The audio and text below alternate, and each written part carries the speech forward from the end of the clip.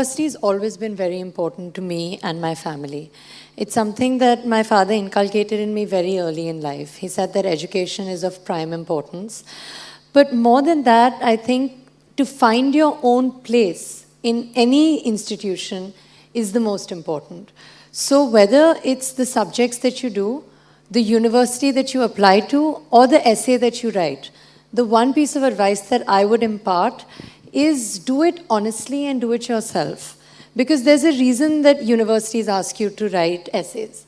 You know, I got rejected from Oxford University, which is in England, which was my dream. It was my dream school to go to Oxford, and I didn't get in. And I thought that the world was going to end that day. I didn't know what to do. I called my mother up hysterically crying, saying, "Mom, I've gotten rejected from Oxford. I don't know what to do." And then sure enough, you know, the Common Apps came in and I got into Columbia. And those 3 years that I spent in New York, I mean, I would give an arm and a leg to do it again. And I think it's moments like that that you realize that people know what they're doing, you know. There's a reason I didn't get into Oxford and there's a reason I got into Columbia. And if you knew me at all, you would understand that I was happier in New York City than I would have been in Oxford, you know. And to each their own.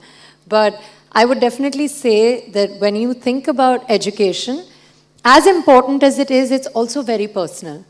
So be sure and be careful to be yourself, because that's the most important thing. Anyway. Okay, thank you, ma'am. I guess what happens for good.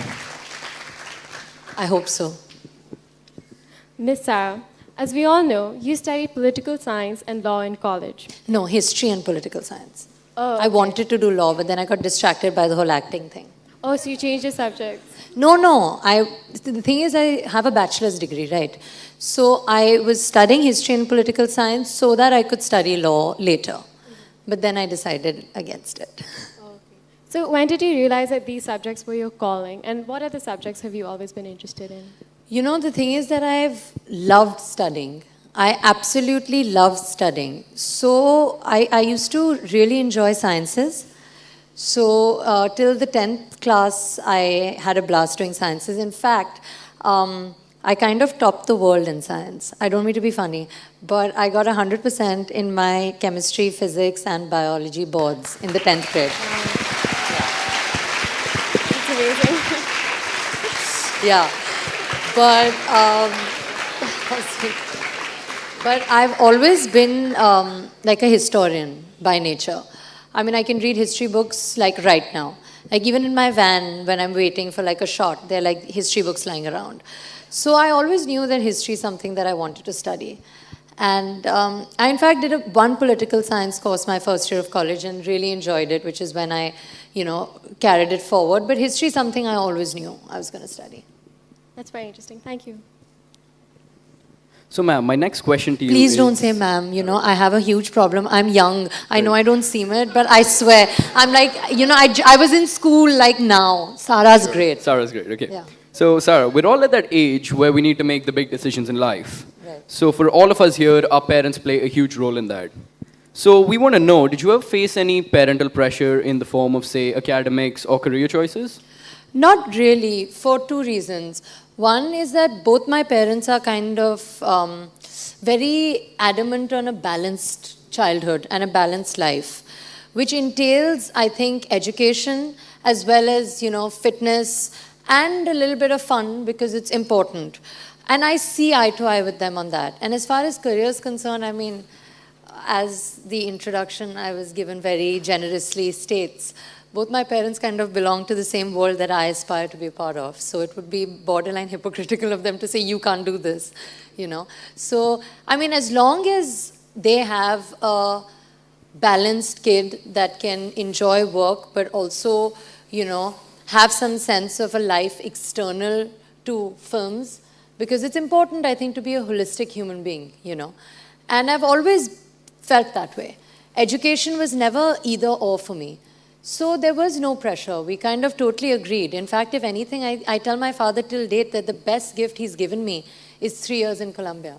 I am who I am because of that, you know. So there was no pressure. I think it was full agreement.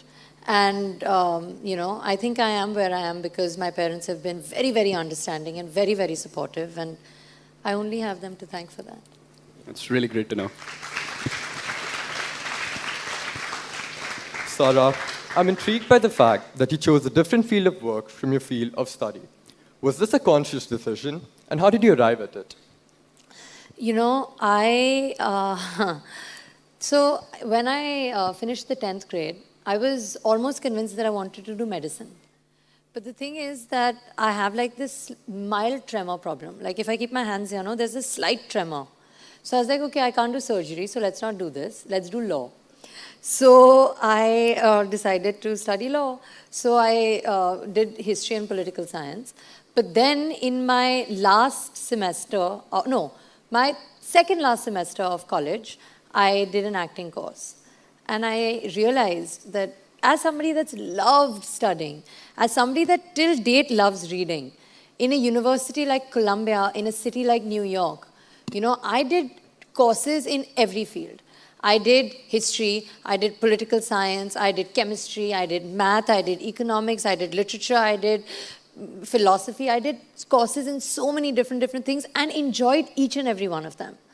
But the rush I felt when I did theater on stage, I've never felt like that.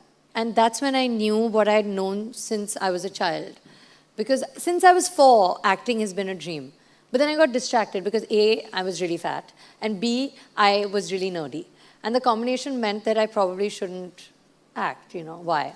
Might as well study.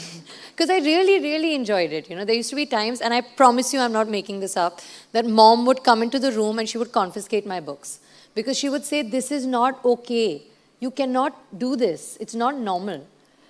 And I would have laughed if you came to me when I was in the 10th grade or 11th grade and told me that you will be sitting in Singapore one day talking to children as an actor. I would have been like, yeah, okay, haha. But, here's where I am. So, shocking.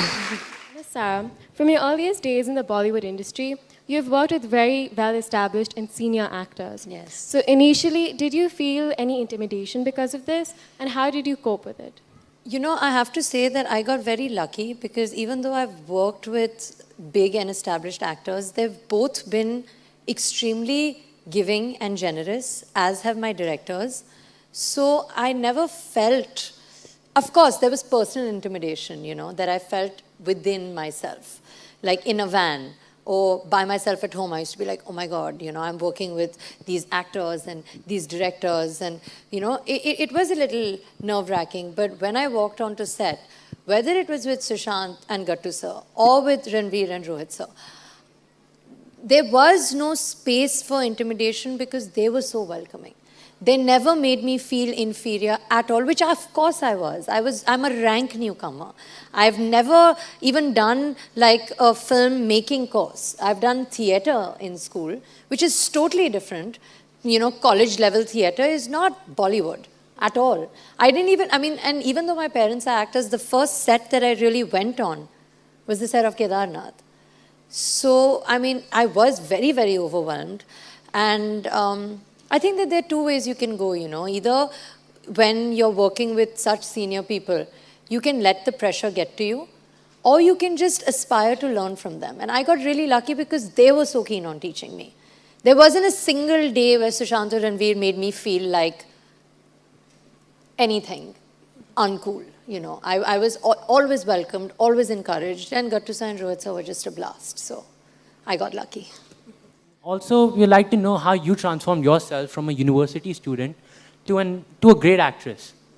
Okay. Firstly, you can't say great actress because I've been here for like a second. But I'll tell you the transformation. I feel that, no matter which institute you belong to, I was in Dhirubhai Ambani International School. Then I was in Columbia University. Now I'm part of the Indian film industry. I feel that no matter which institution you're part of, you just have to give your 100% and you have to respect it. And once that happens, most of your job is kind of done. You have to respect the books that you read. You have to respect the teacher that's teaching you. You have to respect the set that you're on. You have to respect the director that's directing you. You have to respect, the same way as you respect your classmates' opinion, you respect your co-actors' reactions. And it's not very different. A lot of people say that, oh my God, you studied and now you're doing films and isn't it like earth-shatteringly different? And it's actually not. because the stakes are extremely high, the pressure is high, you need to perform. Your performance matters, competition matters, not getting negative about competition matters. So actually, if anything, I look at my college and my school as a training ground for what I chose to do, which a lot of people find very surprising because they were like, really? I mean, you went to an Ivy League college as opposed to dance class. So it's not really the most stereotypical training that you need. But I don't think that that's what it's about. For me, I don't even look at it as a transformation. I look at it as just a journey, you know, because going to college helped me identify who I am. It helped me find who I am, and I think that that is the foremost important thing for an actor. Because if you don't know who you are, there is no way that you'll be able to play 5 different characters and convey that. Because you need to know who you are, at least.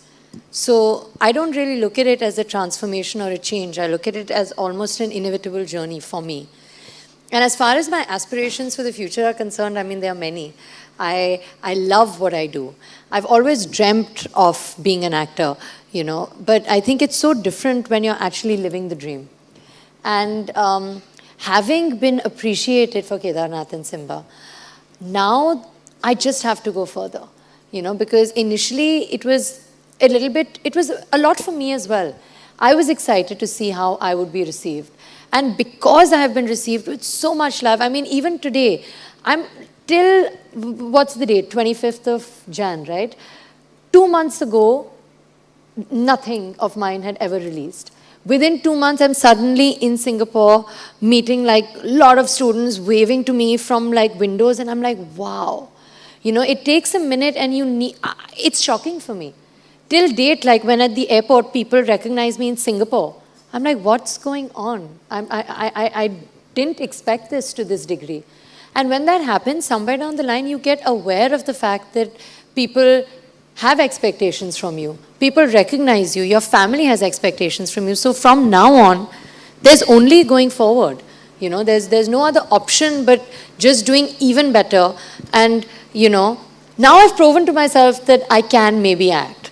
So now I need to actually get so much better that everybody can continue to be proud. This is just chapter 0.